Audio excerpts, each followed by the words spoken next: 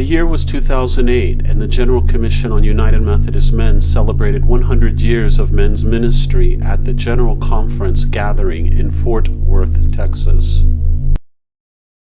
I remind us that all that we do is finally about people and about our sharing in the diversity of perspectives and the diversity of who we are as United Methodists, the love of God.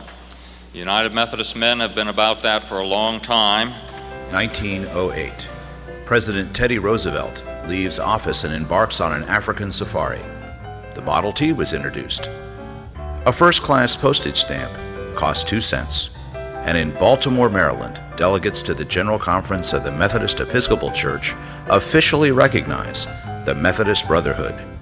It was the creation of something unique, the first official Methodist men's ministry. No one ever thought we would be faced with the challenges we've had over the last 15 months. Yet, as Bishop Weaver said, United Methodist men have been doing inclusive, important ministry since 1908. It has been a tough 15 months for the world and the church, but the General Commission on United Methodist Men and the men and scouts in our United Methodist churches have continued to be in ministry. Challenged by the gathering restrictions of the pandemic, leadership from the National Association of Conference Presidents, annual conferences, and General Commission on United Methodist Men staff gathered virtually each week to support and pray for each other.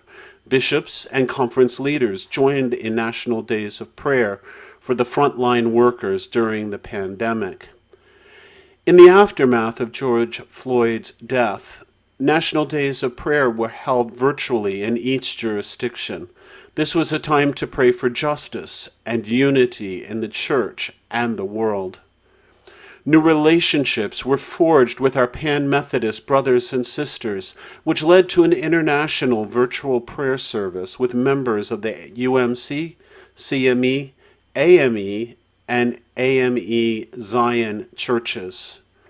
New Year's Eve marked the first virtual international watch night service hosted by the General Commission on United Methodist Men.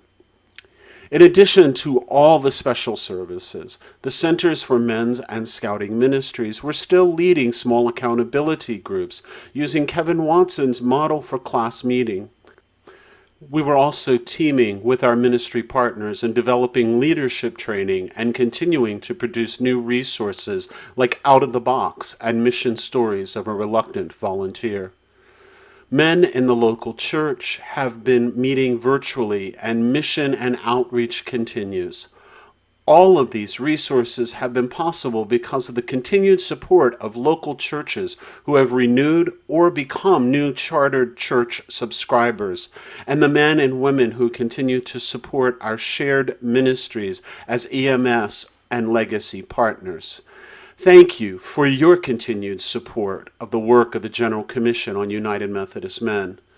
With your continued chartering, EMS, and legacy support, we will do all we can do to resource local churches, to coach men to thrive through Christ, so all people may see Christ in them.